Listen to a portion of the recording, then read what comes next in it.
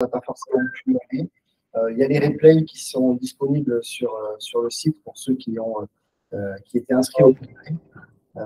Et sur 2 sessions qui restent assez pratiques, neurologiques avec le Visanil, qui a commencé à arriver dans nos services de façon importante. Et puis sur la session lymphome, myélome, tout ce qui a été dit est présenté. On va par contre commencer par la partie neuro, Romain. Oui, d'accord. Petit changement de programme. Je ne préviens pas le secrétaire. Est-ce que vous avez bien entendu? C'est bon pour vous au niveau du son, tout ça? Ça va, parfait. C'est parfait. Nickel. Donc, Marie, merci. On commence. Ouais. Du coup, je vais juste prendre la souris. Bon, eh bien, merci. Merci de m'avoir proposé de faire un retour pour cette première session. Donc, sans surprise, la neuro pour moi. Donc, je vais vous parler de TEP amyloïde puisque, comme vous avez dû tous en entendre parler, on va pouvoir maintenant en routine clinique faire des TEP amyloïdes à nos patients présentant donc, des troubles neurologiques, des troubles cognitifs. Donc, un topo qui va reprendre une partie des présentations qui ont été faites au JFMN et je vais rajouter des choses un petit peu plus pratico-pratiques sur comment est-ce qu'on intègre la TEP amyloïde en routine clinique et qu'est-ce qu'on en attend et qu'est-ce qu'en fait ça va pouvoir apporter à nos patients. Donc, d'abord, une première partie donc, sur la maladie d'Alzheimer et la pathologie amyloïde. Pourquoi est-ce qu'on en est arrivé à réaliser des TEP amyloïdes dans le cadre du diagnostic de maladie d'Alzheimer? Donc, juste pour vous rappeler que dans le cadre de la maladie d'Alzheimer, on a des lésions qui sont spécifiques de la pathologie. Ce qui nous intéresse, nous, ce sont les dépôts bêta-amyloïdes que l'on met en évidence à l'examen anatomopathologique. Et cette pathologie amyloïde, elle peut être détectée de 2 façons, soit avec l'analyse du LCR, qui montre en fait une diminution de ce qu'on appelle la bêta-42, soit par TEP amyloïde avec les différents traceurs qui se sont succédés. Et le nôtre, c'est le flutémétamol, celui qui a eu donc l'autorisation récente d'utilisation en routine clinique, donc pour mettre en évidence la pathologie amyloïde au niveau cérébral. Pause.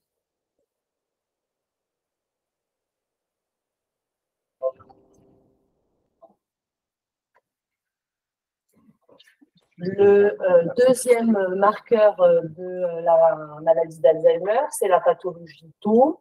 Donc, vous en avez peut-être aussi entendu parler. On a des traceurs tau qui commencent à émerger. Le plus connu, c'est le fluortocipir, donc qui permet de mettre en évidence des dégénérations fibrillulaires, des dépôts tau au niveau cérébral. La pathologie tau peut également, elle, être détectée sur l'analyse du LCR avec l'augmentation de la phosphotonie. D'autres marqueurs de la maladie d'Alzheimer, qui sont donc des marqueurs topographiques et plutôt, on va dire, de progression de la maladie, c'est-à-dire que plus la maladie va progresser, va évoluer, et plus ces marqueurs vont s'aggraver, c'est tout ce qui est donc le dysfonctionnement neuronal, la perte neuronale, la neurodégénérescence, donc qui peut être mise en évidence au niveau du LCR par l'augmentation de la tau totale, mais qui peut également être mise en évidence par la TEP-FDG et par l'IRM anatomique.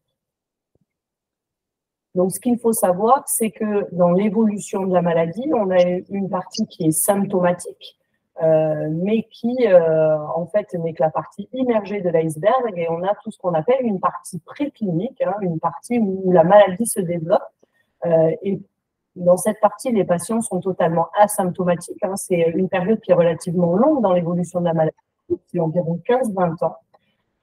Et c'est durant cette phase asymptomatique que l'on va pouvoir voir apparaître les premières lésions de la maladie d'Alzheimer, c'est-à-dire les dépôts amyloïdes, puis les lésions de type inflammatoire avec l'activation astrocytaire et de la microglie, les dépôts tau, Et vous voyez que pour notamment la pathologie amyloïde, quand arrive la phase symptomatique de la maladie, on a déjà un dépôt amyloïde qui est quasiment maximal. Je ne sais pas si on a d'autres qui sont arrivés et qu'il faut… C'est ce que je voulais essayer de faire. Je fais ou pas? Ouais, vas-y. Le temps que je me connecte avec mon portable. Et sur Non. en bas à gauche. Hein? Ouais. Là. Ouais. Là. Accepte. Là. Non. Et là, tu reviens sur ton corps. Ok.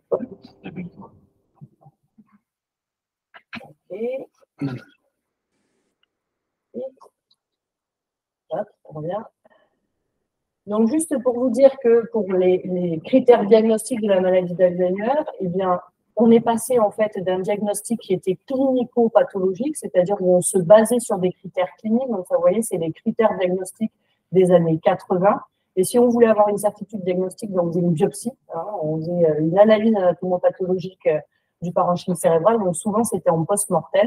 Et en fait, au fil des ans, on est passé sur un diagnostic qui est clinico-biologique et est arrivé en fait l'implication de ces biomarqueurs, la capacité de mettre en évidence la pathologie amyloïde, la pathologie tau et les lésions de neurodégénérescence. Et fin des années 2010, début des années 2020, en fait, la maladie d'Alzheimer est devenue en fait quasiment une entité qui est purement biologique, c'est-à-dire que la présentation clinique a nettement moins d'importance et en fait, on se base surtout donc, sur les biomarqueurs ATN, amyloïde, tau et neurodégénérescence pour parler en fait de la maladie d'Alzheimer, à quel stade est-ce qu'on est et pouvoir en fait avoir une idée du pronostic du patient. Je vais y revenir par la suite. Donc ça, c'est ce que vous avez déjà dû entendre parler avec la publication qui date de 2018 et la fameuse classification ATN, A pour amyloïde, T pour tau et N pour neurodégénérescence, pour, on va dire, parler de la maladie d'Alzheimer. On voit que lorsque l'on est amyloïde positif, on est dans la maladie d'Alzheimer et que lorsqu'on est ni A, ni T, ni N, on est un sujet normal. Et lorsque l'on est A négatif, mais avec taux positif et ou N positif, on est en rapport avec des pathologies non Alzheimer, ce qu'on appelle les SNAP, les suspected non-Alzheimer. Quel est en fait l'intérêt de cette définition biologique de la maladie d'Alzheimer et de s'écarter un petit peu de la présentation clinique? C'est qu'en fait, on devient indépendant du phénotype et du stade de la maladie, ce qui peut être un petit peu embêtant en fait pour poser le diagnostic de maladie d'Alzheimer, parce qu'on se rend compte qu'il peut y avoir en fait une présentation très polymorphe de la maladie. Bien sûr, il y a la maladie classique avec la perte de la mémoire qui va aller en s'aggravant, puis vont apparaître les troubles praxiques au fil de l'évolution de la maladie. Mais en fait, ce n'est pas la majeure, c'est pas le cas pour tout le monde. Et en fait, la maladie d'Alzheimer devient un continuum entre les dépôts tau, puis les dépôts amyloïdes, puis les dépôts tau, puis les lésions de neurodégénérescence. Et se baser en fait sur ce A, ce T et ce N nous permet d'avoir en fait un continuum et plutôt une évolution, d'avoir une idée d'évolution de la maladie. Donc, le terme maintenant de maladie d'Alzheimer, quand on se base sur ce ATN, fait plus référence à un changement neuropathologique qui est défini par la présence ou non de biomarqueurs, donc les marqueurs ATN, qui peuvent être détectés soit in vivo par tête, par le LCR ou par l'imagerie ou par un examen post-mortem, et non plus par les symptômes cliniques. Et donc ça permet de mieux caractériser la maladie d'Alzheimer, de mieux comprendre la séquence des événements et le devenir des patients. Le seul problème quand on se base sur ça, c'est qu'on sait que la pathogénèse, en fait, avec cette fameuse cascade amyloïde qui dit que c'est les dépôts amyloïdes qui apparaissent en premier et une fois qu'on a ces dépôts amyloïdes, entraînent les dépôts tau puis la neurodégénérescence, ça reste quand même globalement incertain et c'est un petit peu remis en cause. Donc ça, c'est la pathogénèse de la maladie d'Alzheimer. On a eu, et ce qui a fait foi pendant très longtemps, c'était le modèle de maladie d'Alzheimer pure, c'est-à-dire que ce qui arrive en premier, en fait, ce sont les dépôts amyloïdes dans l'évolution de la maladie, puis arrivent les dépôts tau, puis arrivent les lésions de neurodégénérescence, et que les lésions de neurodégénérescence, qui a une perte neuronale qui atteint un certain seuil, arrivent les symptômes de la maladie. C'est comme ça qu'on l'a expliqué pendant très longtemps. C'est pour ça que tous les études se sont attaquées à cette détection de l'amyloïde et ensuite à développer des traitements contre cette pathologie amyloïde, parce qu'on s'est dit que si on traitait l'amyloïde, eh on empêchait cette cascade et du coup, on allait pouvoir empêcher le développement de la maladie d'Alzheimer. On se rend compte que ce n'est pas forcément le cas. Et on sait qu'il y a des formes plus tardives de maladie d'Alzheimer ou des formes de présentation avec une présentation symptomatologique qui est un petit peu atypique, où on sait que la neurodégénérescence peut arriver plus tôt, la pathologie tau peut arriver plus tôt que la pathologie amyloïde. Et donc là, ça remet un petit peu en question l'hypothèse de la cascade amyloïde, même si en fait l'amyloïde reste quand même un marqueur d'intérêt dans la maladie d'Alzheimer. Donc ça, c'est toutes les questions qui se posent là maintenant actuellement dans le cadre de la recherche, c'est d'essayer de comprendre la maladie d'Alzheimer et peut-être probablement les maladies d'Alzheimer, parce qu'on se rend compte, comme dans les cancers, maintenant avec la biologie moléculaire, on se rend compte que cancer du poumon, on peut en avoir différentes sortes. Peut-être qu'il y a la maladie d'Alzheimer, mais qu'en fonction de nos biomarqueurs, on peut avoir plusieurs types de maladies d'Alzheimer. L'amyloïde, pourquoi est-ce que ça reste quand même très intéressant? Je vais vous parler de quelques études, juste pour vous montrer que les études qui sortent sont souvent chez des sujets, soit chez des sujets sains, ou des sujets qui ont une plainte cognitive qui reste subjective. Les sujets vont vous dire j'ai l'impression que je perds la mémoire, j'ai l'impression que je m'exprime moins bien, je cherche plus mes mots. Et lorsque vous leur faites le bilan neuropsychologique, il n'y a pas forcément grand-chose qui ressort. Si on leur fait en fait à ces patients des recherches de biomarqueurs de la maladie d'Alzheimer, donc là c'était avec le taux au niveau du LCR et l'atrophie en IRM, ce que l'on voit, c'est que en fonction de si le patient il est amyloïde positif ou amyloïde négatif, donc ça c'est en tête, on voit que les patients, ils sont quand même plus à risque de présenter des déclins cognitifs et de rentrer en stade MCI, ce qu'on appelle les mild cognitive impairments, qui présentent des troubles cognitifs légers dans le suivi à 5 ans. On arrive bien à dichotomiser les patients qui sont A+, donc qui sont amyloïdes positifs par rapport à ceux qui sont amyloïdes négatifs, qu'ils aient ou non des signes de dégénérescence à l'IRM. Donc on voit que la pathologie amyloïde reste très pronostique du déclin cognitif dans les années à suivre. Une autre chose, donc chez des sujets pareils qui sont cognitivement normaux, chez qui on a fait des TEP amyloïdes et des TEP tau. Et est-ce que le fait d'être amyloïde positif et tau positif, alors tau positif, faiblement positif ici où on n'est que au niveau temporal mésial, ou taux un petit peu plus positif où on a l'atteinte du néocortex, est-ce que ces sujets qui sont cognitivement normaux, c'est-à-dire à qui on a fait un bilan neuropsychologique qui revient normal, est-ce que les sujets amyloïdes positifs, tau positifs sont plus à risque de développer des troubles cognitifs? Et donc, un suivi sur 3 à 5 ans. Et ce que l'on voit, c'est que les sujets qui sont amyloïdes positifs, tau positifs, et qui sont normaux, il y en a 50% qui, à 43 mois, vont devenir des MCI, des mild cognitive impairment, donc qui vont avoir des troubles cognitifs légers. Et on voit que ceux qui sont amyloïdes tau positifs, alors tau un petit peu plus évolué, puisque là c'est tau néocortex, vont même présenter des démences, un stade de démence à 5 ans. Donc la TEP amyloïde a vraiment un fort pronostic quand elle est positive de dégradation cognitive des patients, même des sujets normaux, dans le suivi à 5 ans.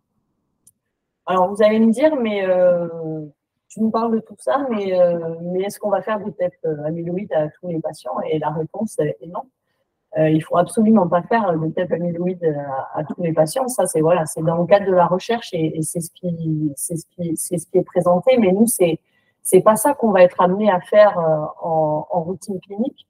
Et là, je vais plutôt vous parler de cette TEP amyloïde Comment est-ce qu'on va l'intégrer dans la prise en charge de nos patients? Quelle va être sa valeur ajoutée? Qu'est-ce qu'on attend de nos cliniciens? Et quels sont les patients à qui il va falloir le proposer? Donc, si on fait ce topo, c'est essentiellement par la parution au JO du 8 juin 2022, l'HAS, donc, qui a donné l'avis favorable au remboursement pour donc, le flupémétamol ou le Visamil. Il faut savoir que l'AMM, on l'a depuis 2015 ou 2016, mais qu'on ne l'utilisait pas parce que pour l'instant, il n'y avait pas de remboursement qui avait été validé par l'HAS, ce qui a été fait donc, cette année. Et donc, le remboursement se fait donc, dans le cadre d'aide au diagnostic de maladie d'Alzheimer. Et donc, il y a deux cas particuliers. C'est soit chez le sujet de moins de 65 ans, qui va présenter des troubles cognitifs typiques ou atypiques de maladie d'Alzheimer, mais qui est un sujet que l'on va considérer comme jeune, donc moins de 65 ans.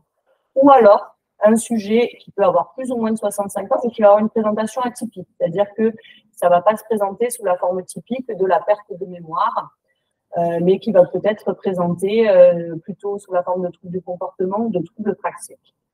Il faut que la cause, en tout cas que le diagnostic de maladie d'Alzheimer reste incertain après un avis spécialisé. Alors, ce n'est pas le médecin généraliste qui peut prescrire la trépaniloïde, c'est un avis spécialisé, donc soit un neurologue, éventuellement un gériatre. Le mieux, c'est quand même que les indications soient validées en RCP. En tout cas, c'est ce qui sera fait. Et il faut qu'il y ait une contre-indication à la ponction lombaire, ou en tout cas que la ponction lombaire ait été réalisée, mais que les résultats soient non concluants. En fait, ce qui va se passer, c'est que la tête amyloïde va se substituer à la ponction lombaire pour l'évaluation du statut amyloïde. Donc, les indications de la tête amyloïde, c'est les mêmes indications de la ponction lombaire pour ceux qui ne peuvent pas avoir la ponction lombaire ou qui ont eu une ponction lombaire, mais pour lesquels le résultat est non concluant. Donc, le bénéfice pour la prise en charge des patients de la tête amyloïde, c'est grosso modo le même que les bénéfices qu'apporte une ponction lombaire. À ceci moins qu'avec la tête amyloïde, on ne fera l'évaluation que du biomarqueur amyloïde, alors qu'avec la ponction lombaire, vous avez l'évaluation à la fois du biomarqueur amyloïde et du biomarqueur tau. C'est pour ça que la ponction lombaire reste l'examen de première intention pour l'évaluation du statut amyloïde et du statut tau, et que la tête amyloïde ne reste que l'examen de seconde intention, puisque on n'a pas autant d'informations qu'avec la ponction lombaire. Pour ceux qui ne le savent pas aussi, il faut les résultats de la ponction lombaire deviennent anormaux avant le résultat de la tête. C'est-à-dire que les marqueurs amyloïdes en LCR deviendront anormaux avant que la tête amyloïde ne devienne anormale. Donc, ils sont un petit peu plus sensibles que nous, ils peuvent permettre une détection un petit peu plus précoce. Pourquoi les biomarqueurs? Pourquoi est-ce que ça a été cet engouement?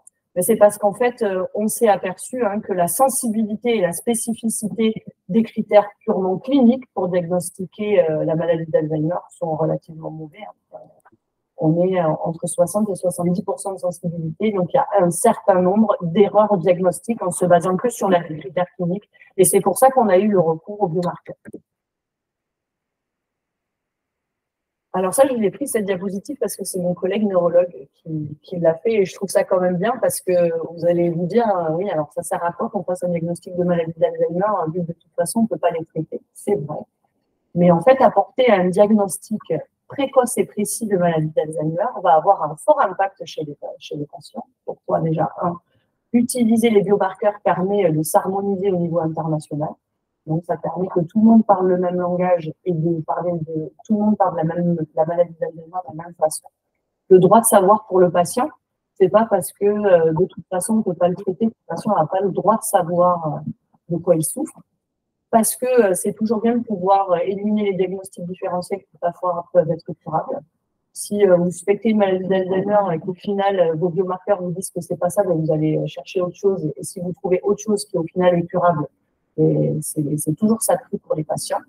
Pour la sécurisation du patient et de l'entourage, quand vous savez quel diagnostic vous avez pouvoir mettre en place toute une prise en charge qui sera adaptée, et ça va sécuriser le patient et ça va sécuriser les aidants, ces aidants qui finissent tous par souffrir quand On doit prendre en charge au jour le jour des patients atteints de troubles cognitifs.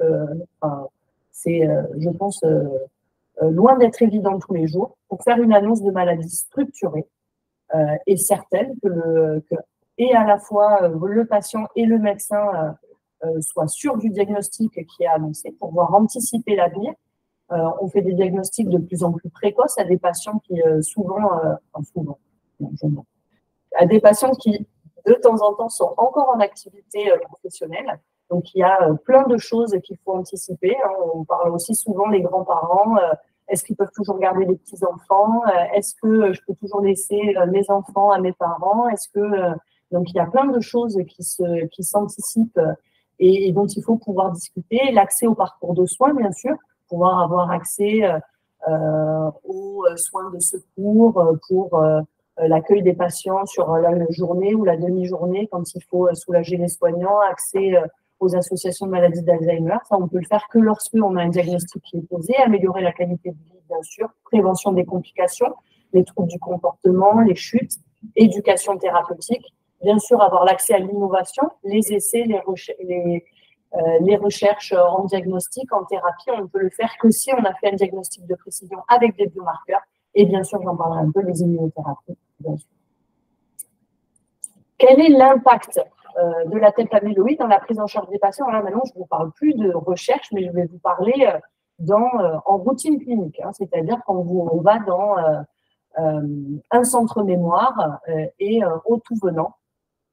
Cette étude, donc, qui est une étude française, et qui montre en fait le reclassement diagnostique avant et après tête amyloïde. Vous voyez que avant la tête amyloïde, donc dans cette population, 205 patients, on avait 4,9% de maladies non neurodégénératives.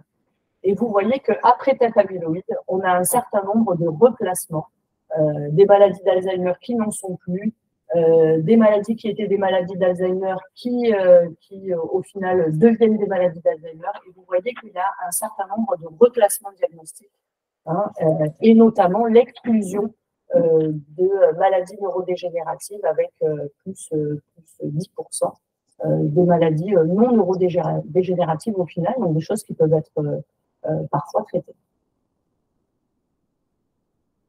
Ce qui est important, en fait, c'est le changement dans le plan de traitement, dans ce qui avait été prévu pour les patients.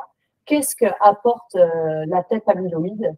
Et on voit qu'il y a environ 80% de changements dans la prise en charge des patients. Donc, tout changement confondu, donc ça peut être des changements mineurs ou des changements majeurs, mais vous voyez qu'il y a quand même des changements majeurs dans 50% des cas. C'est-à-dire qu'on était parti sur une maladie d'Alzheimer, on allait mettre un traitement spécifique, au final, on n'en met plus. On fait d'autres explorations parce qu'au final, le diagnostic a été remis en question. Mais on voit que la tête amyloïde modifie grandement la prise en charge initiale qui avait été initialement fomentée par les médecins.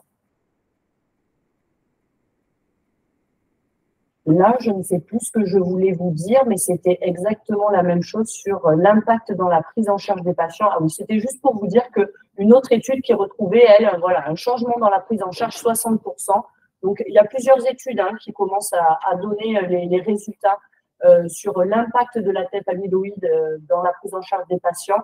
Et on a, voilà, un ordre de grandeur dans 60 à 80% des cas. Il y a une modification du plan de prise en charge. Et que ce soit par la mise en place de médications spécifiques contre la maladie d'Alzheimer ou autre. Et ça que j'aime beaucoup aussi, et c'est la dernière slide sur l'impact de la tête amyloïde dans la prise en charge des patients. Alors bien sûr qu'on ne les guérit pas, mais vous avez ici en fait cette étude qui montre l'impact de la tête amyloïde sur le délai d'institutionnalisation et la mortalité des patients. Donc là, on a juste pris tous les patients qui sont pris en charge dans un centre mémoire et on a juste comparé le délai d'institutionnalisation et la mortalité en comparant les patients qui avaient eu une TEP amyloïde et ceux qui n'en avaient pas eu, quel que soit le résultat de la TEP, que la TEP soit positive ou que la TEP soit négative. Et on voit que le fait d'avoir eu une TEP amyloïde, c'est-à-dire que d'améliorer le diagnostic des patients, retarde l'institutionnalisation et retarde la mortalité. Le fait de poser le diagnostic exact, permet en fait d'adapter la prise en charge des patients et on voit que ça a un effet bénéfique. Les patients restent plus longtemps à la maison. Il y a moins d'erreurs médicamenteuses. Par exemple, dans la maladie à Cordélie, il y a des thérapies qui sont contre-indiquées parce que les patients ne les tolèrent pas. Ils font des syndromes confusionnels, ils chutent, ce qui entraîne en fait des hospitalisations. Et chez les sujets âgés, ça va tellement vite. Ils chutent, ils n'arrivent plus à marcher, ils restent alités. Et en fait, c'est la cascade infernale et ils finissent par décéder. Et donc, le fait de poser le bon diagnostic et d'avoir une thérapie qui est adaptée, qui certes n'est pas une thérapie des plus efficaces, permet quand même de réduire les coûts, puisque un coût d'institutionnalisation, c'est institutionnaliser les patients pendant des mois, voire des années, ça a un coût non négligeable pour la société. Et donc, il faut argumenter, tous ceux qui vous diront pourquoi est-ce que tu fais une TEP amyloïde, de toute façon, tu ne pourras pas lui proposer le bon traitement. Mais en fait, ça a un impact et ça a un impact bénéfique sur les coûts, et notamment les coûts d'institutionnalisation. Et bien sûr, je ne pouvais pas finir sans vous parler de ces fameux traitements dont on entend parler. Les vaccins, donc, sont les vaccins anti-amyloïdes. Donc, le lecanemab, celui qui est le plus connu, puisque c'est celui qui commence à faire partie de lui aux États-Unis, qui a eu les premiers accords de mise sur le marché aux États-Unis, donc qui lutte contre les dépôts amyloïdes. Et donc, on voit bien chez les patients qui ont eu ce lecanemab, cet anticorps, on voit par rapport à ceux qui ont eu le placebo une diminution de la charge amyloïde mesurée par TEP. Donc ça, c'est des traitements qui marchent, ça nettoie vraiment le cerveau des dépôts amyloïdes. Et donc cette étude qui a fait grand bruit parce que voilà, c'est la première étude qui a montré que ça avait un impact significatif sur les scores des bilans neuropsychologiques, donc ici 2 scores, bref, X ou Y. Ce qu'il faut savoir, c'est que ça fait encore polémique parce que est-ce que si on perd est-ce que si on regagne 2 points de score dans un bilan neuropsy, est-ce que ça a vraiment un grand impact au final chez les patients? Et est-ce que les patients retrouvent leur autonomie? Est-ce que les patients récupèrent des capacités avec 2 points de score? Non. Alors, ça a un impact maintenant sur les scores du bilan neuropsy. Ça n'a pas encore montré de net profit, on va dire cliniquement, chez les patients. Donc, bien sûr, c'est les premiers résultats, c'est hyper encourageant, c'est parfait, mais il faut quand même attendre de plus importantes études pour essayer d'avoir vraiment l'impact sur est-ce que ça retarde encore plus l'institutionnalisation, est-ce que ça bloque vraiment la dégradation clinique, est-ce que les patients s'améliorent vraiment? Là, on n'en est pas encore. Et je finirai sur l'interprétation en pratique parce que je ne savais pas si tout le monde savait ou ne savait pas. Donc, trois diapositives. Donc, juste pour vous dire que pour pouvoir interpréter les TEP amyloïdes, il faut que vous ayez une formation, que vous ayez validée. Alors, pour le flûté-métamol, donc auprès de J, il y a des formations en ligne qui sont à disposition. Ça vous donne après un petit diplôme qui vous donnera l'autorisation en fait de commander le flûté-métamol. Il va y avoir d'autres traceurs amyloïdes qui vont arriver sous peu et il faudra aussi que vous fassiez la formation spécifique de ce traceur-là, qui vous donnera aussi un petit diplôme pour lequel vous pouvez commander aussi ce traceur. Ils ont quelques petites subtilités, mais grosso modo, ils s'interprètent tous de la même façon. Juste pour vous dire que la TEP amyloïde, un examen normal, ça ressemble à ça. Donc, il y a en fait une fixation physiologique normale au niveau de la substance blanche et uniquement au niveau de la substance blanche. Et dès que vous avez une pathologie amyloïde, une maladie d'amyloïde, dans la majorité des cas, vous avez une fixation anormale, donc une augmentation de la fixation au niveau de la substance blanche, mais surtout une fixation anormale du cortex. La force de l'examen TEP amyloïde, c'est son résultat négatif. C'est-à-dire que si un patient vient et a une TEP amyloïde qui est négative, vous pouvez dire que ce n'est pas une maladie d'Alzheimer. Par contre, si un patient a une TEP amyloïde positive, vous devez devez normalement pas, dans votre compte rendu, affirmer que c'est une maladie d'Alzheimer, puisqu'il y a d'autres pathologies qui peuvent entraîner une tête amyloïde positive. Et c'est en ça que les indications de l'examen permettent un petit peu d'écrémer, d'épurer le risque de, on va dire, de faux positif, c'est-à-dire le fait d'avoir une tête amyloïde positive qui ne soit pas en lien avec une maladie d'Alzheimer. Et ça, c'est le travail de tous nos collègues de neurologie de faire ce pre-screening et de nous poser la question de, voilà, je suspecte une maladie d'Alzheimer, médecin nucléaire, dis-moi si oui ou non l'examen est positif ou négatif pour que je puisse conclure si oui ou non c'est une maladie d'Alzheimer. Par exemple, l'angiopathie amyloïde donne des examens positifs. L'hydrocéphalie à pression normale peut donner des examens positifs en ce sens qu'il y a une diminution de la clairance de l'amyloïde dans le LCR qui reste bloquée. Donc, on peut avoir des examens faussement positifs. Alors, ce n'est pas tout le temps vrai, mais en tout cas, ça diminue. On peut avoir des examens qui peuvent apparaître faussement, limitement positifs du fait d'hydrocéphalie à pression normale. Mais voilà. Donc ça, en fait, c'est le travail des neurologues avant de s'assurer que nous, ça soit binaire pour nous, c'est Alzheimer ou pas Alzheimer. Donc, si c'est positif, c'est un Alzheimer. Si c'est négatif, c'est pas un Alzheimer.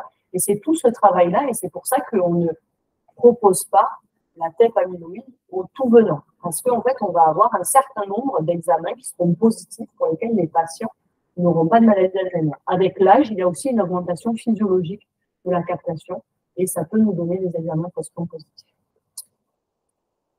3 échelles de couleurs. Pour ceux qui seront amenés à en interpréter, sont préconisées l'échelle Sokolov, Rainbow ou Spectrum. Pour la normaliser, il faut saturer à 90% au niveau du pont, qui est la région de référence. Le cortex cérébral normal sera en fait entre 0 et 40% de la fixation. Donc, avec ces échelles-là, vous serez dans du bleu ou du vert. À partir du moment où dans votre cortex, vous allez avoir du jaune, on va dire un peu de vert, du jaune, du orange ou du rouge, vous serez dans un examen qui est anormal ou positif. Donc là, ici, un exemple, un examen normal ici, un examen pathologique ici. Il y a 5 régions qui sont à évaluer, la région frontale, la région pariétale interne, donc le cortex cingulaire postérieur et le précuneus, les régions temporales, région pariétale latérale et région striatale. Si vous avez une région qui est clairement positive et pas douteuse, l'image est classée comme positive ou anormale. Sinon, l'image est classée comme négative, sachant que, classiquement, quand il y a un dépôt amyloïde, il est diffus. C'est pas, si le patient il sera déjà symptomatique, ça veut dire qu'on ne sera pas dans les phases très précoces du dépôt amyloïde, on sera déjà quasiment au maximum de notre dépôt amyloïde, si vous vous souvenez des courbes. Donc, si vous avez un patient symptomatique devant vous et que vous n'avez pas un dépôt qui est diffus, il y a peu de chances pour que vous ayez que vous rendiez une tête amyloïde positive. Sauf si vraiment, des fois, il y a un endroit qui est clairement positif, il faudra le rendre. Peut-être dire que c'est un pattern de fixation qui sera atypique pour une maladie d'Alzheimer et ça amènera peut-être à rechercher d'autres pathologies.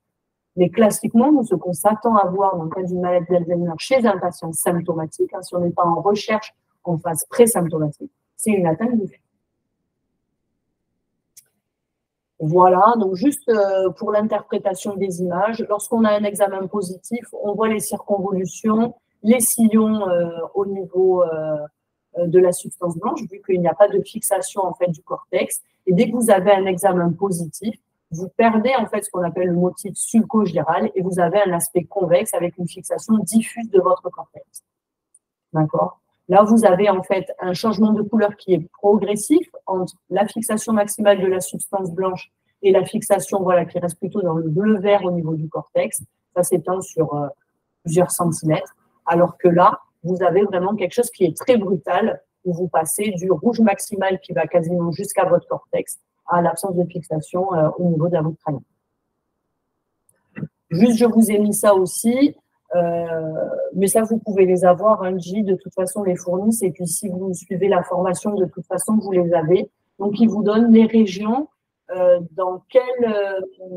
selon quel axe préférentiel d'analyse il faut analyser. Donc, par exemple, la région frontale, c'est plutôt donc, en axial, et on interprétera plutôt donc, cette hauteur ici, et ça vous dit, qu'est-ce qu'il faut chercher qu'est-ce qu'on perd entre un examen négatif et un examen positif. Ce que l'on cherche aussi dans les vues sagittales, avec l'absence de fixation ici, et ici une fixation très intense au niveau orbitofrontal ici. La même chose donc au niveau du cortex singulaire postérieur avec les vues en sagittal et en coronal, pour bien regarder. Ici, un examen totalement négatif ici, et vous voyez la fixation intense au niveau donc, du cortex singulaire postérieur et du précumélus. Et donc la même chose pour les 3 autres régions. Donc ça, je vous laisserai les regarder. De toute façon, je mettrai la présentation, vous la laisse à disposition. Faites surtout très attention à l'atrophie. Les patients qui sont très atrophiques, qui ont un cortex très fin, ça peut être bien sûr une gêne à l'interprétation de l'examen. Je ne peux que vous conseiller de réclamer les IRM, plus que les scanners, mais vraiment les IRM à vos neurologues et de refaire des fusions. Alors, pas lorsque vous n'avez aucun doute, mais c'est vrai qu'il y a des examens qui peuvent apparaître faussement négatifs ou faussement positifs en fonction de comment est-ce qu'on les regarde, du fait de l'atrophie, parce que le cortex devient tellement mince que en fait, on voit. Voilà, et j'en ai terminé pour cette présentation. Merci Marie. Toutes les présentations seront normalement disponibles enregistrées si validation par la personne qui présente le topo se refaire un petit peu l'œil sur ses cerveaux. En tout cas, merci parce que c'était quand même très pratique. C'est un examen qui va très rapidement, auquel on va être confronté et qui finalement a l'air plein de pièges. Surtout le circuit en amont de l'examen soit parfaitement organisé. Ça, c'est des informations qu'il faut qu'on ait, et peut-être que dans la télémédecine nucléaire notamment, on n'aura pas forcément toutes les informations d'amont si on a bien. Après, il faudra voir, je pense, en télémédecine nucléaire, que le médecin soit formé. Alors après, Ça, après, de toute façon, parce que je sais que, par exemple, c'est une formation pour un centre. C'est-à-dire que l'obligation d'être formé, c'est surtout pour pouvoir commander le produit.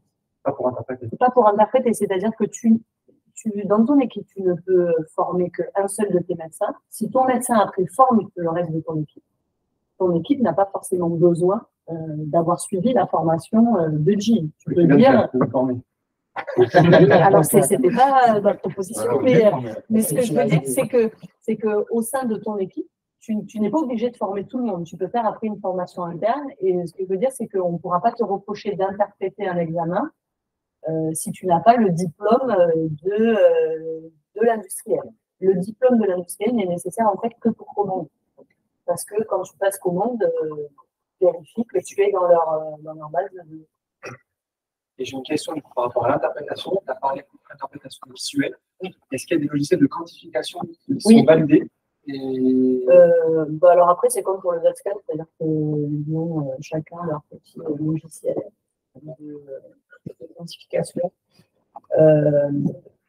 Ça s'utilise. Enfin, nous, en Suisse, on est sorti. C'est une aide. C'est une aide. Après, disons que c'est comme tout, c'est une aide quand visuellement tu t'hésites, là, tu regardes, mais après, il y a des examens et tu les ouvres. Tu n'as pas besoin de la quantification. Visuellement, ça doit, mais c'est vrai que pour les côtés douteux, après, ce qu'il faut savoir, c'est, alors là, la question ne se pose pas beaucoup, mais quand il va y avoir les différents traceurs, les cutoffs ne sont pas forcément les mêmes. Les ratios, si tu veux les comparer, ne sont pas forcément les mêmes aussi. Donc, après, je ne sais pas si vous avez entendu parler des centiloïdes pour la quantification, c'est pour avoir une quantification harmonisée en fonction des différents traceurs. C'est-à-dire que tu ne t'exprimes plus en subratio, mais tu t'exprimes en centiloïdes. Alors, ça, pour l'instant, c'est de la recherche, mais ça permet en fait de pouvoir comparer et de faire des suivis. Alors, on n'en est pas là, mais bien sûr, en recherche, c'est ce qu'ils font. De patients qui sont imagés sur différentes caméras et surtout avec différents traceurs pour lesquels les cutoffs ne sont pas forcément les mêmes. Un cutoff de 1,5 ne veut pas forcément dire la même chose que pour le traceur Visaline que pour le florbétadène, c'est l'autre qu'on risque d'avoir. Donc, pour tout ce qui est cette quantification-là, il va y avoir ça qui fait que ça va être un petit peu compliqué à utiliser en routine clinique. Ça va poser des questions. Pour les médecins qui sont en visio, est-ce que vous avez des questions avant qu'on passe au topo suivant? Oui, j'avais une petite question, Marie, mais merci pour ce super topo hyper clair et didactique. C'était vraiment top. Petite question sur l'immunothérapie, ça m'intéressait. Oui. En fait, les patients, ils ont été traités à quel stade de la maladie? C'était tout stade confondu ou plutôt avancé ou... Tout testé, hein. Dis-toi bien que l'étude que je vous montre, là, je pense que c'est le 4e ou 5e vaccin qui a été testé. On a testé chez les patients déments pour voir si les patients récupéraient. On a essayé chez les patients MCI. On a essayé chez des patients qui avaient des troubles cognitifs subjectifs. Il y en a même des patients qui sont à risque, qui ont des mutations que l'on sait pourvoyeuses de maladies d'Alzheimer, qui sont vaccinés et qu'on suit pour voir s'ils retardent le développement de l'apparition de la maladie. Là, sur l'étude qui a été faite, c'était des patients MCI, démence léger. C'est ce qui va être à peu près être notre cible. Hein. C'est-à-dire que nous, là, je pense que les patients qu'on va imager en routine clinique, je ne vois pas l'intérêt d'imager un patient qui est dément dernier stade. Malheureusement pour lui, je pense que de toute façon, il est déjà probablement institutionnalisé. Ça ne va pas avoir de gain par rapport à ce qui a pu être montré. Sauf peut-être potentiellement, c'est une histoire familiale dramatique pour lesquelles on a vraiment besoin de l'information du statut amyloïde, mais franchement, j'y crois pas trop. Les patients qu'on va imager, ce seront essentiellement des patients MCI, donc qui ont un trouble cognitif léger, ou voire potentiellement qui ont une démence légère. Mais en tout cas, c'est des patients qui sont à la maison, qui vivent chez eux, qui gardent quand même une vie, bien sûr qu'il y a une altération de leur qualité de vie, qui sont en stade de démence, et que c'est la définition. Il faut que les troubles cognitifs aient un impact sur la vie quotidienne, mais qui restent vraiment légers, des patients qui restent à domicile et à minimum autonome. D'accord, super, merci. Là, le produit il est facilement disponible. Lequel? Le Visamil.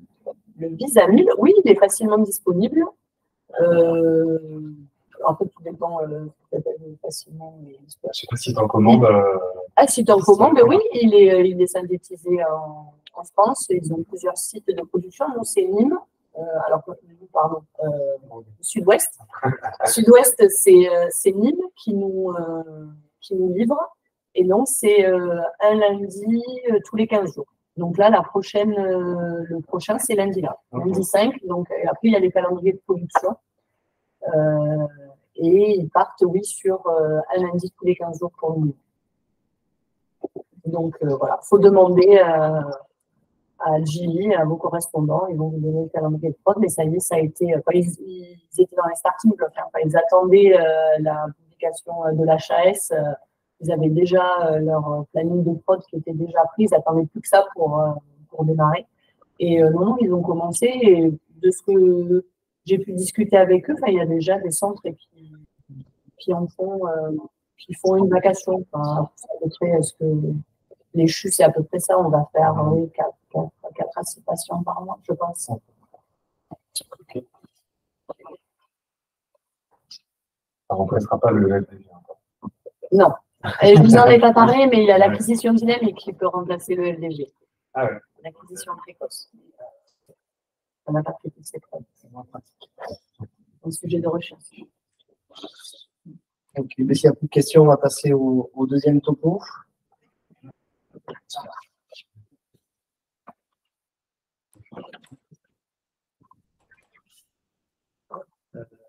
C'est les PowerPoint, s'il vous plaît.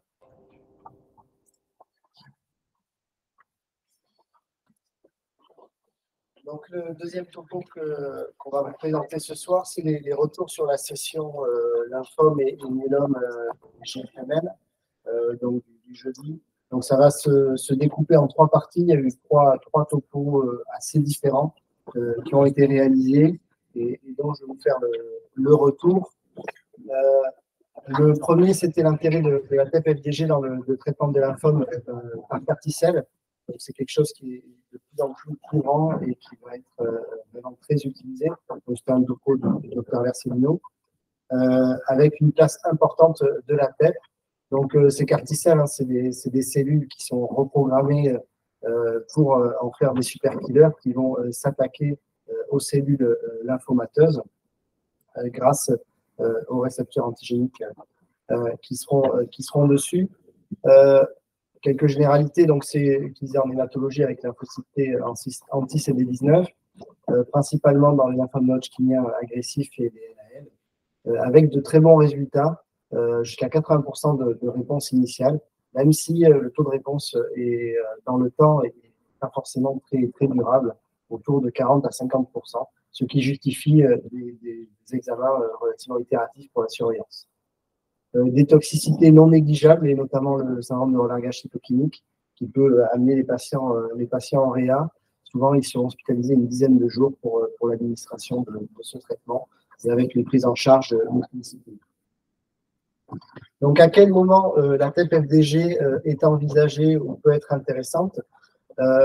Donc, j'ai repris cette frise qui avait été présentée. Globalement, la TEP-FDG est très intéressante et indiquée pour tester l'éligibilité du patient. Elle va mettre en évidence le côté réfractaire du lymphome et le besoin d'envisager une nouvelle thérapeutique. Le patient, une fois qu'il aura été sélectionné, il va avoir une lecaphérèse pour récupérer les lymphocytes. Et le temps de la reprogrammation de ces cellules, qui est pour l'instant majoritairement aux États-Unis, le patient va bénéficier d'un bridging, qui est un traitement d'attente, principalement des chimiothérapies. Donc, un autre moment du TEP, de la phase de TEP-FDG, ce sera en pré-thérapeutique, juste après le bridging, pour évaluer la réponse à ce traitement d'attente, qui, vous allez le voir, a une grosse valeur pronostique. On peut envisager également une TEP-FDG de façon précoce en post-administration des carticelles.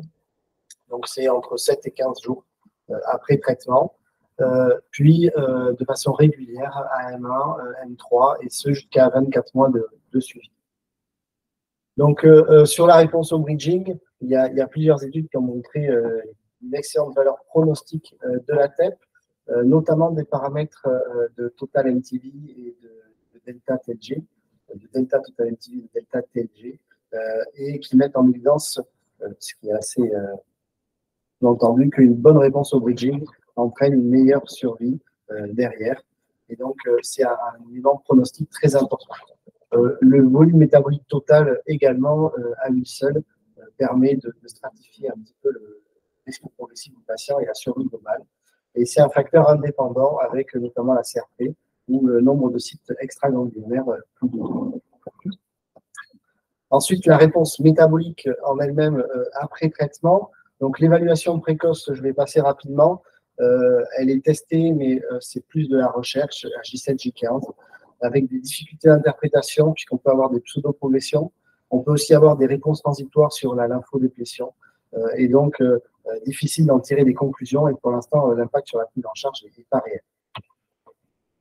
En ce qui concerne la TEP-FDG après un mois, elle est clairement associée, en tout cas la réponse est clairement associée à la durabilité du répondeur. Et le paramètre qu'on va étudier, enfin, le critère, ça va être l'échelle de Deauville, hein, toujours cette échelle de Deauville, avec différentes stratifications. Un patient qui va être Deauville 1-2 va avoir un très bon pronostic et une très bonne survie à un an. Un patient qui va être Deauville 5 aura au mieux une réponse transitoire, mais va très vite récidiver. Et par contre, tout ce qui est Deauville 3-4, donc même les 4, sont de risque intermédiaire et difficilement classifiables en tant que tels. Ça peut être des répondeurs lents, comme ça peut être des futurs récidives. Donc ça, c'est une autre étude qui a montré également la même chose, c'est-à-dire que les Deauville 5, c'est un très mauvais pronostic, et les Deauville 1-2, très bon pronostic. 3-4, c'est plutôt pas mal, mais ça reste difficile encore à déterminer. Au-delà de ce Deauville, le SUV max a été évalué, donc il y a également des cutoffs qui peuvent sortir de SUV max après un mois, avec des SUV max élevés qui vont être un facteur prédictif de rechute et de survie raccourcie, et des SUV max qui, lorsqu'ils sont bas, vont plutôt être de bons pronostics. C'est un peu plus difficile puisque les cutoffs sont relativement différents en fonction des études, mais c'est un indice supplémentaire. Juste par rapport à ça, 2 petits cas cliniques qu'elle a présentés justement pour illustrer tout ça. Un patient avec en baseline avant carticelle des lésions qui sont très hypermétaboliques, un submax à 21,3. À M1, on va retrouver une excellente réponse, on a peut-être la suite à 71%, mais on est Deauville 4 avec un SUVmax de la lésion qui est à 6, qui est supérieur au boutron, et donc potentiellement mauvais répondant. Et en fait, très souvent, ces patients-là vont avoir des réponses lentes au traitement et petit à petit vont se mettre en réponse métabolique complète, avec dans cet exemple une réponse persistante à 18 mois. Donc, se méfier à M1 de ces Deauville 4. Un autre cas, ça c'est un peu plus atypique, mais ça peut être intéressant à savoir. Un patient avant lymphodéplétion qui avait des lésions réfractaires et qui voit apparaître à M1 des nouvelles lésions osseuses qui n'étaient pas des cibles initiales. Donc chez ce patient, ils ont fait une DOM qui ne retrouvait pas d'anomalie, mais avec un petit volume récupéré. Ils l'ont surveillé à 3 mois et ça s'est complètement normalisé. Donc attention à ces apparitions de nouvelles lésions, notamment quand ce n'est pas des cibles initiales, à ne pas trop vite modifier la thérapie. Donc par rapport à tout ça, il y a un registre et une étude de Descartes qui va essayer d'harmoniser, de standardiser toutes ces interprétations chez les patients qui ont reçu des carticelles. Mais globalement, pour l'instant, c'est le Deauville qui est vraiment le référentiel et qui est relativement reproductible. Ça, c'est issu des quiz. J'ai juste mis les résultats parce que c'est des éléments importants à garder en tête. Globalement, quand on va faire une TEP avant le carticelle, les facteurs pronostiques importants et ceux qui vont nous intéresser, notamment qui vont intéresser le clinicien à mettre dans le compte-rendu, c'est d'évaluer la réponse au bridging, le volume métabolique tumoral total, quelle que soit la réponse au bridging. S'il est faible, c'est de bien meilleurs pronostics. L'absence de localisation extraganglionnaire. Le reste n'est pas un critère réel. À 1 mois, à quoi on va s'intéresser notamment au submax, comme je vous l'ai dit, c'est aussi un facteur pronostic. Et donc, lorsqu'il reste modéré, même s'il est significatif, même sur du Deauville élevé, on est plutôt rassuré et on peut contrôler la TEP à M3. Il peut tout à fait s'agir de réponses lentes sous carticelle. Donc ça, c'est à garder en tête. À M1 également, lorsque le Deauville est 5, lorsqu'il y a une maladie stable à M1, et lorsque les SUV restent élevés, c'est des facteurs de très mauvais pronostic, donc des critères à mettre en avant dans le compte rendu. L'absence de toxicité post-carticelle ne permet pas de prédire la réponse, pas parce qu'on n'a pas de toxicité qu'on ne va pas être en capacité, qu'on ne va pas avoir une bonne réponse. Pour ce qui est des réponses des TEP FDG plus tardives, à partir de M3 à M24, globalement, il y a quelques subtilités à garder en tête. C'est qu'à ce moment-là, une fois qu'on a passé le M1, qu'on est un peu plus loin dans la prise en charge, lorsqu'on va avoir une stabilité, même Deauville 4, c'est plutôt bon pronostic. Et souvent, vont apparaître sur ces lésions des calcifications au niveau des adénopathies, qui est également un facteur un signe de réponse au traitement. En ce qui concerne dans ces suivis et dans cette période de M3 à M24, la conduite à tenir lorsqu'il y a une nouvelle lésion qui va apparaître, plusieurs attitudes sont possibles. Il n'y a pas encore de consensus, mais globalement, on peut faire un contrôle TPFDG. Alors, à distance, c'est plutôt rapproché, puisqu'on est quand même un peu inquiet d'une nouvelle lésion qui apparaît. Globalement, ce qui est préconisé, c'est d'aller à l'analyse histologique. Ils nous ont montré plusieurs cas cliniques avec des nouvelles lésions qui apparaissaient. Certaines étaient des récidives authentiques, d'autres vont être des lésions granulomateuses et pas forcément donc toutes spécifiques. Donc, avant de faire des switches ou des modifications, ça peut être intéressant de biopsier. Et après, le dosage de l'ADN tumoral circulant, mais ça, c'est pas encore disponible partout. Donc, si on veut résumer de façon relativement pratique, en pré-thérapeutique, ce qui va être important, c'est la réponse au bridging avec le MTV, donc le volume métabolique total, le TLG ou la présence de lésions extraganglionnaires. AM1, c'est le Deauville. 1-2 favorable, 5 ou submax élevé, donc supérieur à 10-15, mauvais pronostic. 3-4, inclassable, c'est potentiellement des réponses lentes, et donc on surveille. De M3 à M6, le 1-2, évidemment, on est toujours content. Le 3-4 stable, là, on devient content, ça nous rassure si la récidive n'est pas apparue. Et dès qu'il y a apparition d'une nouvelle lésion, il faut avoir la biopsie facile pour l'évaluer. Après, il n'y a pas encore de consensus sur des switches thérapeutiques ou des contrôles précoces. Et voilà un petit peu l'attitude et ce qu'il faut faire passer comme message dans les comptes rendus. Donc, pour résumer, quand est-ce qu'il faut faire la TEP chez ces patients-là? En pré-thérapeutique, évidemment, ce qui va permettre de rendre le patient éligible. Après le bridging, ça a une très grosse valeur pronostique. Puis, je pense qu'on peut s'affranchir de la TEP précoce. Pour l'instant, on n'a pas assez de données ou quoi que ce soit. M1 et M3 qui ont été classifiés, qui ont été caractérisés par celle qui a présenté le topo de crucial et de primordial dans l'évaluation de la maladie. Et ensuite, des TEP de surveillance réguliers, 6, 12, 24 mois dans le temps. Donc voilà pour le premier topo sur la place de la TEP dans les carticelles. Est-ce qu'il y a des questions ou on fait des questions après? Est-ce que vous avez des questions là-dessus? Des questions ou des retours d'expérience d'ailleurs? Des retours. Je ne sais pas si Charles, tu veux rajouter des commentaires ou des choses. Ouais, nous c'est utilisé, tu le sais, hein, GB, régulièrement à M1, M3 et au-delà. Après, ils sont très attachés de plus en plus au MTV baseline, c'est-à-dire j'ai de plus en plus de demandes de calcul de MTV en pré-thérapeutique, parce qu'en fait, ça a montré que ça avait une valeur pronostique, comme tu l'as très bien dit. Bon, il y a une étude qu'on a faite avec les Parisiens, on a trouvé que c'était un cutoff à 60, mais bon, après, c'était sur 150 patients à peu près, et il faut attendre des trucs un peu plus gros, 150 patients. Ouais, c'était un cutoff à 60 millilitres, donc c'est pas très élevé, hein, et en fait, là, voilà, on sait que le patient, s'il a une charge tumorale importante, on sait qu'il y a une réponse qui est pas très bonne. Après, tu vas en parler après avec les autres utilisations du MTV dans les autres stades de la maladie. Et globalement, le message à retenir, c'est le Deauville 5, en fait, c'est une constante dans les lymphomes après la première ligne thérapeutique. Globalement, même en pré-autogreffe, un Deauville 4 n'est pas forcément péjoratif. C'est le Deauville 5, et les hématos le savent, qui est vraiment le truc qui va contre-indiquer soit de faire une greffe de moelle osseuse, soit après qui va indiquer que le patient ne répond pas du tout, et à ce moment-là, ils vont switcher au niveau du traitement. S'il y a M1 du quartier, il y a un Deauville 5, là, voilà, c'est vraiment un signe d'alerte, et voilà, le Deauville 4, c'est pas inquiétant, et on se rend compte qu'après la première ligne thérapeutique, le Deauville 4 a plus trop de valeur, pas comme en première ligne, pas autant en fait, voilà. Donc voilà, le MTV, on va de plus en plus nous le demander, mais de toute façon, tu vas en parler après, j'imagine. Mais c'est vrai que j'ai de plus en plus de demandes des hématos, et il va falloir qu'on ait des outils simples. On va en parler après, mais sur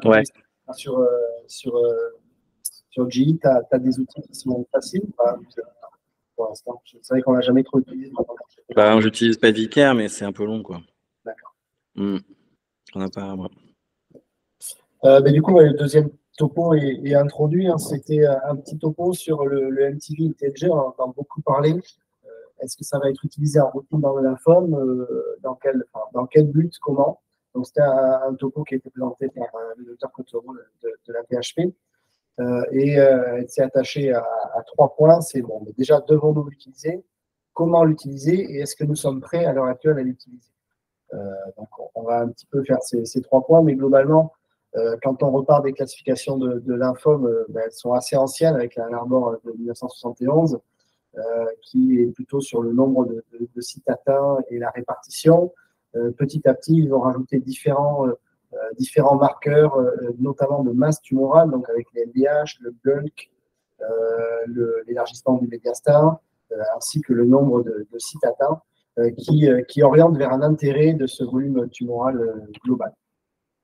Il y a aussi une grosse différence entre le volume métabolique et ces classifications potentiellement actuelles. On peut avoir un stade 3 de Arbor avec un faible MTV et un stade 3 avec un très fort MTV. Alors, c'est vrai que là, on est très au-delà des 60 cc, mais ça dépend à quel moment on le fait. Globalement, il y a eu beaucoup d'études rétrospectives sur plein de lymphomes, de sous-types de lymphomes différents, qui ont montré d'excellentes valeurs pronostiques de ce MTV, donc qui sous-entend que ça peut être très intéressant. Et ça a été confirmé par des séries prospectives, notamment dans le lymphome, avec les études Remarque, Pétale et Goya de plus grosse envergure, qui ont permis de confirmer ces impressions. Alors, le TLG, un petit mot rapide, mais finalement, on ne va pas s'y intéresser très longtemps, en tout cas en première ligne, là où il y a eu la plupart des études, puisque la valeur pronostique est exactement la même que celle du MTV. Il n'y a pas vraiment de différence. Donc, finalement, pas forcément besoin de s'encombrer de plusieurs critères qui vont mettre en évidence la même chose.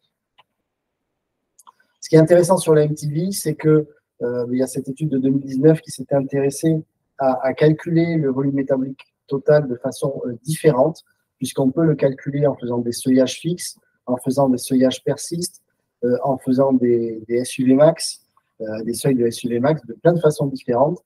Et finalement, ils se sont aperçus que, quelle que soit la méthodologie, on avait une valeur prédictive qui était relativement similaire.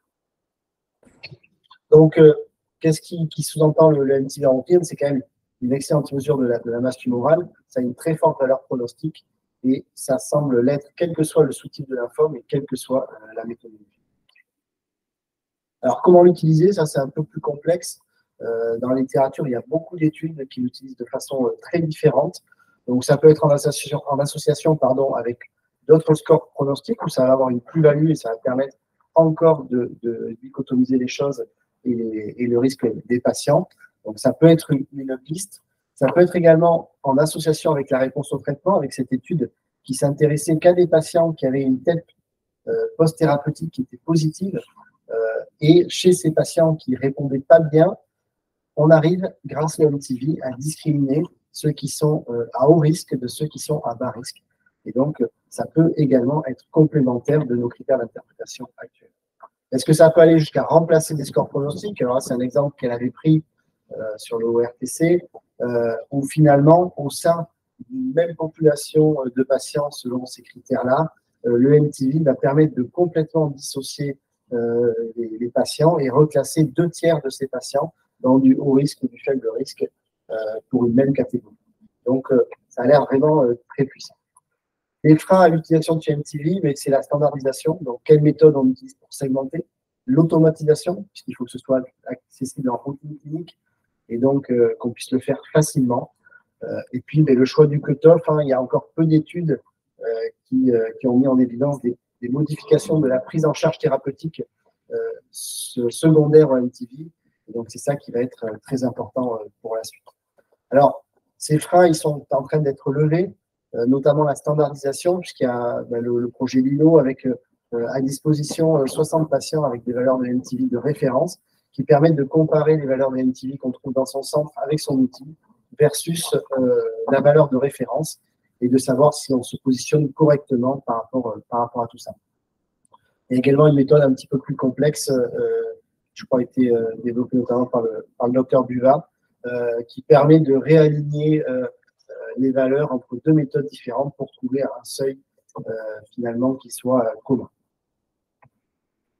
En ce qui concerne l'accessibilité et l'automatisation, alors clairement maintenant c'est presque plus un problème. Alors il y a le Auto ID de Siemens, alors je l'ai testé avant-hier, ça a vraiment très bien marché en 2 minutes, on avait le MTV. Alors il avait raté 2 petites lésions infracentimétriques qui finalement ne changeaient pas vraiment le volume quand on les rajoute. Donc c'était relativement fiable et puis pas besoin de retoucher le cœur, le cerveau. Voilà. Donc ce sera pas toujours aussi évident, mais en tout cas, j'ai trouvé ça très, très facile d'utilisation. Il y a aussi éventuellement l'outil PER d'intelligence artificielle qui permet, donc dans les études qu'ils ont fait, ils ont une très bonne performance, c'est 2,6 minutes de plus en termes de temps, le temps que les données transitent pour être traitées et renvoyées au médecin. Et donc, avec l'extraction du MTV, du TLG et éventuellement des images clés. Ça, c'est bonus. Mais voilà, de façon assez simple, on a maintenant la possibilité de calculer ce MTV.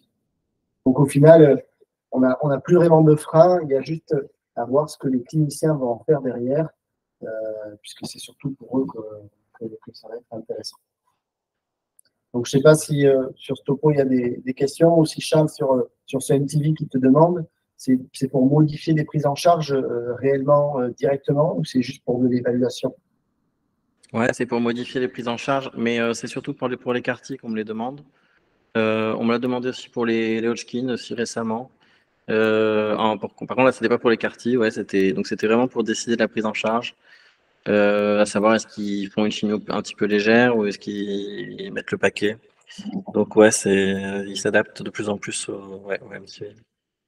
Sachant que, comme tu l'as dit, les cut-offs sont complètement différents selon le type de lymphome et selon le stade de la maladie et à quel moment on les traite. Donc après, les TMTV, pour y avoir une idée, les seuils actuels dans les études PETA, les remarques que tu as citées, c'était entre 220 et 328. Donc c'est pas forcément les mêmes, mais bon, ça donne une fourchette à peu près approximative. Pour l'instant, on en est là. Après, il n'y a pas encore de seuil, je crois, qui est encore vraiment défini, me semble, mais c'est ces deux cut-offs-là qui sortaient dans les lymphomes B diffus à grandes cellules. Et après, ben, voilà, ça reste dépendant du type de lymphome et donc du moment où on le traite, quoi. Le TMTV n'a pas le même cut-off, évidemment, à chaque fois, quoi. Donc il va falloir qu'on les connaisse. Ouais. Bon, après, on peut aussi mettre de TLTV. Et puis Oui, on le donne, et puis après, ils savent aussi en RCP. Je ne sais pas s'il y a d'autres questions par rapport à ça.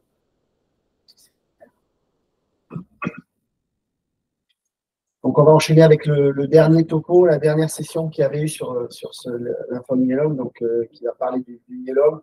Donc, c'est un petit topo pour standardiser un peu l'interprétation, l'évaluation thérapeutique. J'ai rajouté quelques diapos pour synthétiser un petit peu la façon d'interpréter et puis les facteurs pronostiques éventuels. Donc, ça avait été présenté par le docteur Jamet d'Angers, globalement, qui repartait sur ces critères diagnostiques, avec ces lésions osseuses lithiques, que ce soit sur une radiographie du squelette, un scanner et un PET-CT. Et ça reste très important qu'il y ait quand même cette image lithique sous-jacente dans le critère diagnostique et pas uniquement le foyer hypermétabolique en PET. Et puis donc les mêmes critères en IRM avec plus d'une lésion focale sur l'imagerie. Donc c'est important de bien stadifier ces myélomes puisqu'on les traite que quand ils sont considérés symptomatiques. L'important c'est de rechercher ces atteintes hypermétaboliques avec des lésions lithiques visibles sous-jacentes. Et il y a des nouveaux critères qui ressortent en rythme de progression en IRM lorsqu'il y a plus de 2 lésions suspectes.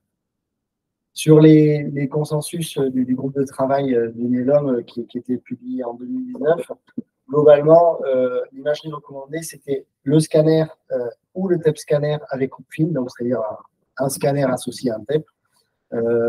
Ils n'ont pas voulu mettre le TEP uniquement, notamment pour l'accessibilité à la TEP qui n'était pas forcément possible partout. Et si négatif, l'IRM corps entier pour rechercher deux lésions suspectes. Donc, on va s'attacher à rechercher les différents patterns en PET-CT, hein. La lésion focale lithique, la lésion paramédulaire, c'est important de citer s'il y en a ou s'il n'y en a pas, l'infiltration ostéomédulaire diffuse et les lésions extramédulaires, qui soient ganglionnaires ou viscérales. Donc, c'est différentes données qui doivent apparaître. Il faut garder en tête qu'il y a 10 à 20% de faux négatifs dans les myélomes à cause d'une mutation du gène qui code pour l'exokinase. Du coup, on va avoir une absence de phosphorylation des gènes dans les cellules qui ne va pas s'accumuler et du coup va être relarguée. Donc, c'est quand même pas négligeable, 10 à 20% de faux négatifs. En ce qui concerne l'évaluation thérapeutique, on peut faire des évaluations thérapeutiques conventionnelles avec les marqueurs indirects à la protéine monoclonale ou des marqueurs indirects à la cellule tumorale. Mais nous, ce qui va nous intéresser, c'est plutôt l'imagerie. Et donc, ça c'est des études qui ont été utilisées pour ces consensus, était suggéré la PEP lorsqu'elle était positive au bilan initial, évidemment, pour réaliser l'évaluation thérapeutique. Le critère, on en revient toujours un petit peu au même, c'est le Deauville, avec une réponse considérée comme complète lorsqu'on est en dessous du Deauville 4, avec toujours ce bruit de fond finalement de référence qui est le bruit de fond hépatique. Donc il y a aussi une complémentarité, mais ça c'est plus pour l'oncologue, l'hématologue, entre les critères de réponse imagerie et des critères de réponse conventionnels. Lorsque le patient avait une TEP initiale qui était négative, dans ce cas-là, il n'y avait pas d'intérêt à faire une TEP post-thérapeutique.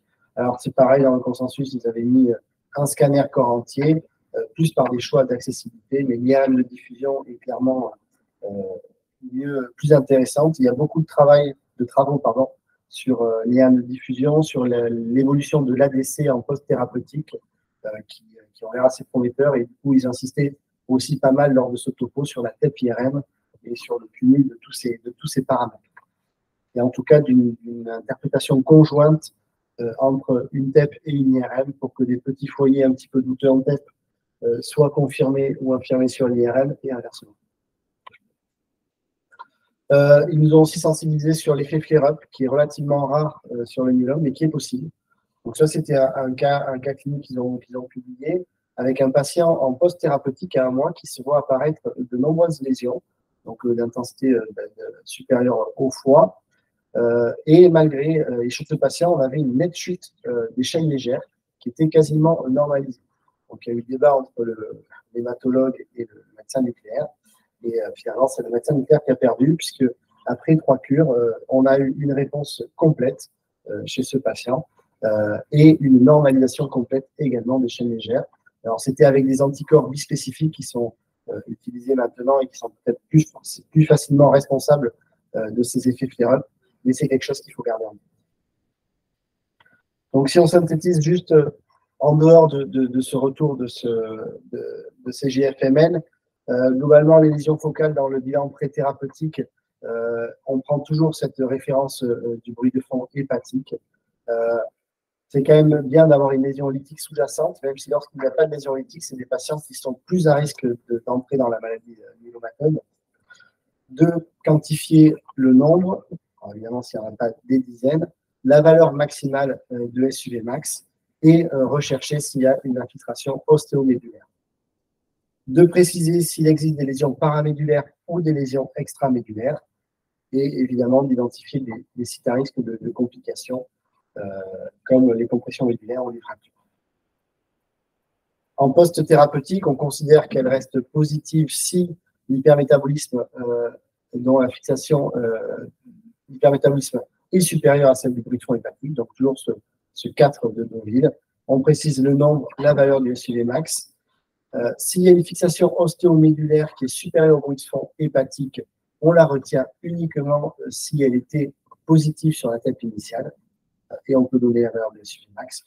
Et évidemment, les lésions qui sont paramédulaires et extramédulaires, également lorsque le bruit de fond, lorsque la fixation est supérieure au bruit de fond hépatique. Quelques facteurs de mauvais pronostic qui avaient été mis en évidence sur plusieurs études. Le nombre des lésions, plus de 3 lésions. Le SUV max, alors 4,2, même si c'est évolutif dans le temps avec les caméras qui se modifient. L'atteinte extramédulaire, donc c'est pour ça que c'est aussi important de le préciser. Et potentiellement, on revient toujours sur ce TLG et ce volume tumoral métabolique qui peuvent également être intéressants dans cette pathologie-là. Voilà pour ce troisième topo. Est-ce que vous avez des questions par rapport à tout ça? Moi, j'en ai une. Est-ce que dans tes comptes rendus, tu marques du coup le Deauville ou est-ce que tu marques supérieur au bruit de fond hépatique? Moi, je marque le Deauville. Mais je mets, pareil, dans le compte rendu, je marque le bruit de fond, le bruit de fond de référence hépatique pour qu'ils aient la comparaison et l'information. Okay. Après, ouais, je ne sais pas, Charles, qu'est-ce que tu as des rapports? Je fais comme toi, je mets les références hépatiques dans le compte rendu. Et après, je mets réponse complète ou incomplète, métabolique complète ou incomplète. C'est pour l'évaluation thérapeutique. Et après, attention, dans les comptes rendus initiaux, ouais, c'est bien, il faut vraiment les 4, comme tu l'as dit, lésions focales, diffuses. Est-ce qu'il y a une atteinte ostéomédulaire diffuse ou pas? Est-ce qu'il y a des lésions focales et combien il y en a? Est-ce qu'il y en a plus de 3 parce que c'est un critère de mauvais pronostic ou est-ce qu'il y en a moins de 3? C'est strictement supérieur à 3. Les lésions paramédulaires, extramédulaires, hyper important parce que ça a un impact pronostic très important chez le patient. C'est 5 fois plus de décès chez les patients. Et voilà. Alors, il faut savoir que l'infiltration ostéomédulaire diffuse seule n'implique pas une mise en traitement du patient. En fait, ils s'en fichent les hématos. Eux, ce qu'ils veulent, c'est des lésions focales. Et il faut que ce soit une lésion focale avec une lise au niveau du scanner. S'il n'y a pas de lise et que vous avez juste un hypermétabolisme focal, alors vous pouvez le décrire, mais normalement, ça ne mettra pas la mise en traitement parce que les critères que tu as cités au tout début, dans le cadre vert de l'IMWG, dit qu'il faut qu'il y ait une lise associée de plus de, je ne sais plus combien de millimètres au tout début, quand tu l'as dit. Voilà. Donc, il faut une lise associée avec l'hypermétabolisme, mais on sait qu'un hypermétabolisme sans lise, ça va évoluer vers la lise, évidemment, parce que bon, c'est le précurseur. Mais pour l'instant, dans les critères actuels, en fait, c'est pas, tu vois, c'est marqué en tout petit en bas. Pour l'instant, dans les critères actuels, la TEP seule suffit pas, en fait. Il faut que sur le scan, on ait une lise sous-jacente, voilà, au TEP initial. Et après, l'histoire de l'atteinte diffuse, de les réévaluer en thérapeutique, c'est compliqué parce qu'en fait, ces patients, ils sont sous chimio, ils ont l'inflammation. C'est compliqué, même si au départ, il y en avait, de dire s'il y en a toujours en post-thérapeutique. Donc, c'est vrai que moi, j'ai tendance à pas en parler parce que c'est pas très spécifique. Mais bon, après, bon, il va y avoir il y a des critères qui seront publiés pour harmoniser tout ça. Mais ce qui est important, c'est vraiment la lésion focale qui sert à remettre le patient en traitement si le patient progresse, quoi. L'atteinte diffuse, il s'en fiche à chaque fois. C'est vraiment pas pour eux du tout pronostic et ça n'a pas d'impact pronostic chez le patient. D'ailleurs, ça a été prouvé de multiples fois. Et après, pour l'histoire du SUVmax, le cut-off, faut pas trop s'en inquiéter parce qu'en fait, il change énormément. Sur les premières études, c'était comme tu l'as dit, à 4,3, 4,1, 3,9. Mais c'était avec les anciens traitements qui avaient pas beaucoup d'immunothérapie et pas beaucoup d'inhibiteurs du protéasome et le Revlimid qui a tout changé aussi. Et donc, en fait, maintenant, on s'aperçoit que c'est des cut-offs beaucoup plus élevés en baseline qui sont pronostiques. Donc, voilà, il ne faut pas trop s'y fier. Enfin, maintenant, on sort des cut-offs à 6 ou 7. Ça change tout le temps en fonction des thérapies, en fait, avec lesquelles on va démarrer le traitement chez le patient. Mais ce qui reste vraiment pronostique, c'est le nombre de lésions focales, plus de 3, et surtout l'atteinte extramédulaire et paramédulaire en baseline. Voilà. Quand tu as un TEP, si les lésions focales elles sont en dessous du bruitron hépatique et qu'il y a toujours la fixation ostéomodulaire, tu mets une réponse complète ou tu modères ton. Comment tu tournes ton. J'ai pas entendu si tu as une régression de tes lésions hépatiques, des lésions focales et que tu as une persistance de fixation diffuse. Exactement. Ouais, moi j'aurais tendance à tempérer et dire que. Enfin, c'est un peu compliqué. Enfin, moi, j'aurais tendance à envoyer vers l'IRM parce qu'on n'est vraiment pas bon pour évaluer l'atteinte ostéomédulaire diffuse. Nous, on a comparé IRM et TEP en faisant des études vraiment comparatives, simultanées, TEP versus IRM. Et vraiment, l'IRM est bien meilleure pour voir l'atteinte ostéomédulaire diffuse parce que nous, en fait, on est biaisé par tous les trucs genre inflammation liés au fait qu'ils ont la chimio. Après, ils ont sécrétion d'interleukine 6 qui fait qu'on a des réactions médulaires non spécifiques. Enfin, on a une inflammation réactionnelle parce que les cellules myélomateuses sécrètent de l'interleukine 6. Donc, en fait, on ne peut pas faire la différence, nous, entre une réaction post-chimio parce que le patient est en régénération médulaire ou parce qu'il a une anémie versus la sécrétion d'interleukine 6 des cellules myélomateuses qui réactivent la moelle et qui signent une récidive. Donc globalement, moi honnêtement, je tempérerais et j'enverrai, si vous avez un doute, vous envoyez vers l'IRM, quoi. Parce que c'est vraiment les meilleurs pour l'atteinte diffuse. Okay. Moi j'ai une petite question sur les cholymatiques. Donc on parle des patients qui ont des lésions lytiques qui ne fixent pas. Qu'est-ce qu'on fait de ces patients? Là, c'est problématique. Il vaut mieux les évaluer par IRM. Donc on dit plutôt intéressé pour le suivi, ça. Pardon? Pour le suivi thérapeutique, on oriente plutôt sur l'IRM que sur la TEP. Ouais, il vaudra mieux les évaluer tout le long par IRM, ouais. Parce que là, on ne sera pas très très bon. On sera aussi bon qu'un scanner simple, en fait, donc c'est pas très intéressant. Sachant que ces patients-là, on sait qu'ils ont un meilleur pronostic quand même que les patients FDG positifs. C'est des lésions qui sont moins agressives. Mais voilà. Donc ouais, non, c'est pas la peine de les garder en TEP. C'est pour juste faire du scanner. Après, par contre, il y a des patients en rechute. Si on vous adresse des patients en rechute qui étaient FDG neg au départ, ils peuvent se positiver, parce qu'il y a des clones qui vont muter en cours de chimio. Et là, on peut avoir des récidives FDG positives. Donc, mais si c'est un simple suivi de routine et que vous savez que le patient est FDG neg, c'est pas très intéressant de base. Il vaut mieux partir sur une IRM baseline complémentaire et se le suivre en IRM. Par contre, si vous avez une suspicion de récidive vraiment avéré d'un point de vue biochimique et que l'hémato veut vérifier s'il y a des lésions osseuses pour redémarrer le traitement parce qu'il n'est pas hyper chaud pour démarrer tout de suite le traitement, même si biochimiquement ça bouge un peu. Là, ça peut être intéressant quand même de faire un TAP FDG parce que voilà, il peut y avoir des nouveaux clones qui sont FDG positifs. Voilà. Merci beaucoup. Voilà, c'était les topos qu'on voulait présenter. Mais déjà, je suis assez content parce qu'on était une bonne vingtaine à être présents sur cette première session. Donc, déjà, merci à tous ceux qui sont venus assister à ces présentations. On va essayer de faire ça de façon régulière, de façon plus ou moins mensuelle. On va voir si on fait une session fin juin ou pas. Il n'y en aura pas cet été, évidemment, avec les vacances. Et après, ça reprendra en septembre. On avait déjà ciblé plusieurs sujets, notamment la pathologie ORL, la neurologie pour les nuls, quelque chose d'assez basique, refaire un point sur les cancers prostatiques, sur l'imagerie post-immunothérapie, le cancer colorectal et le thorax. Voilà, il ne faut pas hésiter aussi si vous avez des envies de certaines choses pour homogénéiser les pratiques ou des choses où vous voulez approfondir. Oui, participer au topo avec tout ça. Ce sera assez intéressant. Voilà. Et puis, on a à côté de nous, là, il y a le vice-président de l'ANEMEN aussi, donc l'association des jeunes internes. Il n'est pas impossible qu'il y ait des topos qui soient en collaboration, ou en tout cas, ils seront invités à participer à ces sessions, puisque l'objectif, c'est de former, et donc autant en profiter pour former le plus grand nombre, et potentiellement, inversement, peut-être que certains d'entre eux pourront nous présenter quelques topos sur les sujets qu'on aura décrits.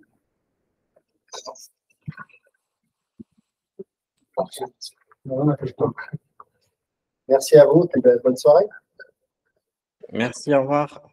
Ouais. Merci à tous, au revoir. Très décalé. Très décalé. Pour montrer qu'il y avait toute l'aile de l'Ouest.